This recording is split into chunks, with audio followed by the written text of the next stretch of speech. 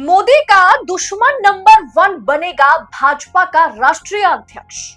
लग गई है मुहर। मोदी के लिए अब कुर्सी बचाना मुश्किल हो जाएगा। पूरा मामला विस्तार से आपको वीडियो में बतलाऊंगी, तो आखिर तक वीडियो में बने रहिएगा। नमस्कार, मैं हूं आपके साथ अदिति और आप 4 PM न्यूज नेटवर्क देख रहे हैं। 1 साल हो चला है भाजपा के राष्ट्रीय अध्यक्ष अभी तक नहीं चुने गए, लेकिन अब इस बात पर मुहर लग गई है कि मोदी और भागवत की नागपुर वाली मीटिंग के बाद बीजेपी के पूर्व संगठन मंत्री संजय जोशी का 18 साल से चल रहा वनवास अब खत्म होगा। राष्ट्रीय स्वयंसेवक संघ यानी आरएसएस ने 21 और 23 मार्च तक 3 दिन बेंगलुरु में हुई प्रतिनिधि सभा की बैठक में जेपी नड्डा के जरिए पार्टी हाईकमान यानी मोदी शाह को संदेश दे दिया था कि अब कोई भी डमी अध्यक्ष यानी दिल्ली दरबार से चलाए गए भारतीय जनता पार्टी के अध्यक्ष नहीं बनने वाले हैं। ये बात अच्छे से आला कमान समझ जाए। तभी कह दिया गया था कि रामनवमी के बाद बीजेपी को नया अध्यक्ष मिल जाएगा। ऐसे में यह भी जाहिर है कि नाम पर निर्णय से पहले संघ प्रमुख और पीएम नरेंद्र मोदी के बीच बातचीत जो है, वार्तालाप जो है वो जरूरी थी। इसी बीच पीएम मोदी नागपुर पहुंचे थे और ऐसा कहा जा रहा था कि उनकी मोहन भागवत से इस मुद्दे पर भी बातचीत हुई है। इस दौरान भाजपा के राष्ट्रीय अध्यक्ष के रूप में संजय जोशी के नाम पर भी सहमति बनने की खबरें बाहर आ रही है, जिससे बीजेपी में खलबली मची हुई है कि नरेंद्र मोदी का दुश्मन नंबर 1 कैसे भारतीय जनता पार्टी के राष्ट्रीय अध्यक्ष बन सकते हैं। नागपुर में संघ मुख्यालय पर प्रधानमंत्री के तौर पर मोदी का 30 मार्च को पहुंचना पहली ऐसी घटना बनी जो मोदी आरएसएस कार्यालय पहुंचे और जो एक तरीके से इतिहास में दर्ज रहेगी। और तभी इस बात पर मुहर लग गई थी कि मोदी को भागवत के साथ समझौता करना पड़ गया है, जोशी को लेकर के। लेकिन दोस्तों, दोनों के बीच दुश्मनी क्या रही? क्यों कहा जाता है कि संजय जोशी जो है वो मोदी का दुश्मन नंबर 1 है? क्यों कहा जाता है कि आरएसएस मोदी को कांटे से कांटा निकालने के लिए आरएसएस जो है वो संजय जोशी को चुन रही है? दरअसल गुजरात में मुख्यमंत्री रहते हुए नरेंद्र मोदी ने जिस संजय जोशी को भाजपा से किनारे लगवा दिया, माना यही जा रहा है कि वही संजय जोशी को बदनाम करने के लिए मोदी जी ने गुजरात में जोशी के खिलाफ एक कांड करवाया था, जिसके बाद संजय जोशी को बीजेपी से बाहर निकाला गया था। और अब उसी संजय जोशी को संघ आरएसएस भाजपा का राष्ट्रीय अध्यक्ष बनाना चाहत रही थी अब तक, और इस पर अब मुहर लग गई है। यानी कांटे से ही कांटा निकालना चाहता है संघ। हालांकि मोदी और संजय जोशी के बीच फाइट भी पुरानी नहीं है। दोनों के बीच तकरार की नींव मोदी जब गुजरात के मुख्यमंत्री थे तब से है। साल 1990 में संजय जोशी को आरएसएस ने गुजरात भेजा। संगठन को मजबूत करने के लिए उन्हें संगठन मंत्री के पद से नवाजा गया था। मोदी संगठन महामंत्री के पद पर 2 साल काम कर रहे थे। दोनों ने मिलकर के पार्टी को मजबूत करने में कोई कसर नहीं छोड़ी। दोनों में अच्छी दोस्ती रही, शुरुआती दौर की बात की जाए। नतीजा रहा कि भाजपा ने साल 1995 में गुजरात में पहली बार सरकार बनाई, लेकिन जब मुख्यमंत्री पद की दावेदारी की बात आई तो एक दूसरे के खिलाफ ये दोनों नेता चले गए, एक दूसरे के आमने सामने खड़े हो गए। एक भाजपा के राज्य में तब के सबसे वरिष्ठ नेता केशुभाई पटेल और दूसरा शंकर सिंह वघेला का इन दोनों के बीच की लड़ाई थी, जिसके चलते मोदी और जोशी जो है वो कहीं ना कहीं आमने सामने आए थे। मोदी और जोशी ने मिलकर केशुभाई का साथ दिया।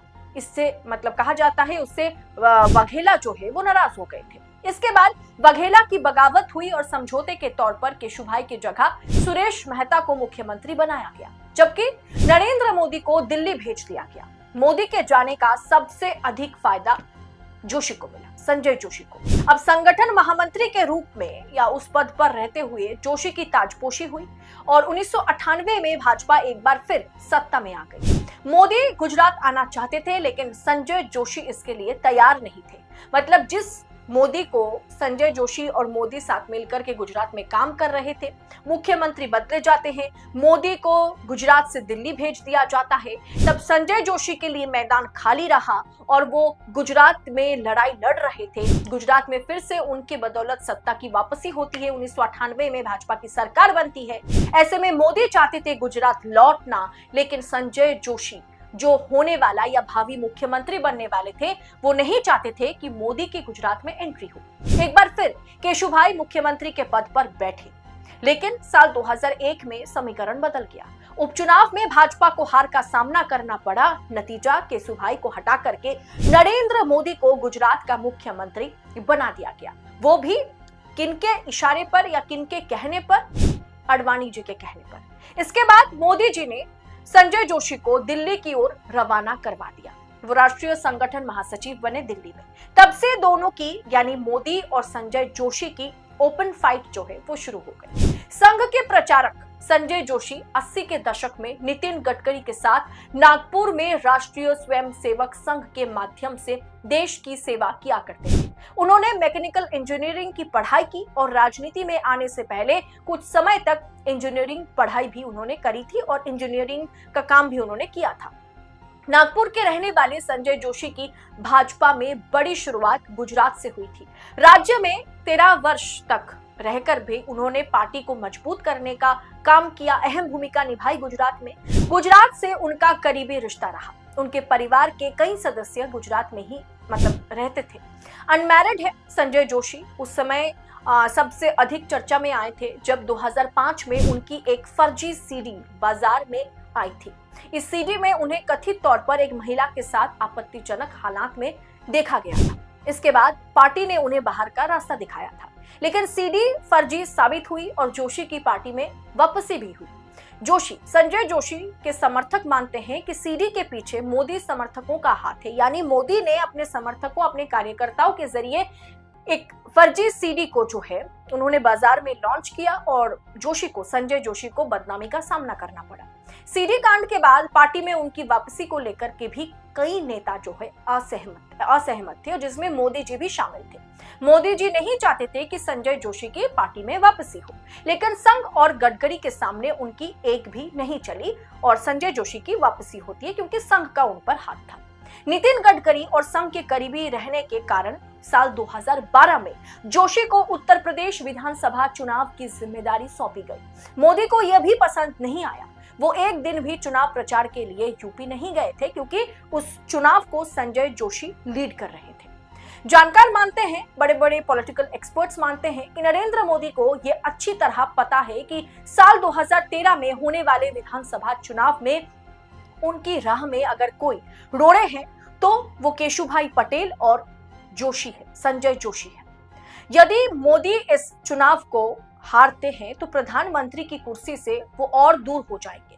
संघ ने इस बात के पहले ही संकेत दिए थे कि इस चुनाव में जोशी को एक बार फिर से गुजरात भेजा जा सकता है।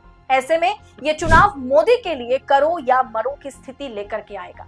ऐसे में मोदी अपने सभी दुश्मनों को एक के बाद एक करके निपटाने की नीति पर चल रहे थे, जिसके जरिए उन्होंने जोशी को भी निपटा दिया।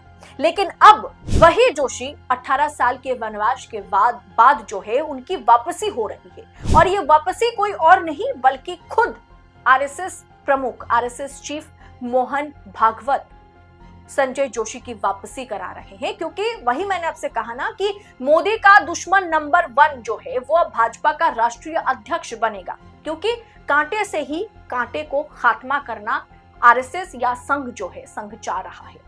इसीलिए अब राष्ट्रीय अध्यक्ष के तौर पर संजय जोशी की एंट्री मतलब मोदी के लिए कुर्सी बचा पाना नामुमकिन हो जाएगा, क्योंकि आला कमान और भाजपा अध्यक्ष के बीच, प्रधानमंत्री और भाजपा अध्यक्ष के बीच अब वो समझौता नहीं होगा जो समझौता जेपी नड्डा के साथ या अमित शाह के साथ मोदी का अब तक चलता आ रहा है। और यहीं पर खटास जो है वो देखने को मिल सकता है।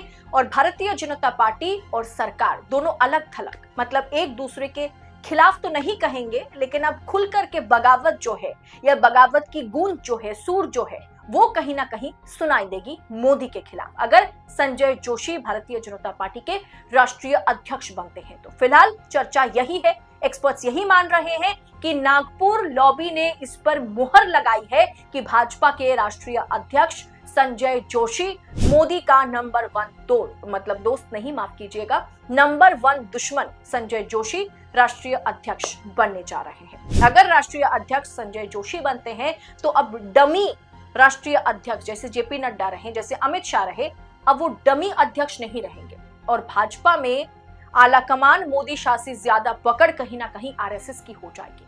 फिलहाल इस पूरे विषय को आप किस अंदाज में देख रहे हैं, कमेंट कर अपनी राय हमारे साथ साझा जरूर कीजिएगा और इस पॉलिटिकल एनालिसिस पर आपकी टीका टिप्पणी हमारे साथ शेयर करें।